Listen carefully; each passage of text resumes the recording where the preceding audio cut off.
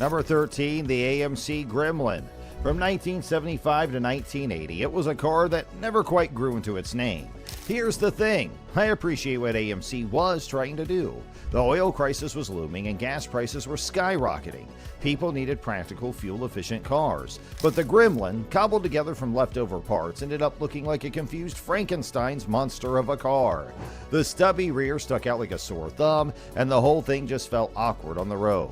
Now, I'm not saying a car can't be practical and quirky, but the Gremlin just missed the mark. It wasn't cute or quirky, it was just weird. Maybe if they'd leaned harder into the oddball design, it could have found a niche. But as it was, the Gremlin landed with a thud, a reminder that practical doesn't have to mean sacrificing all sense of style.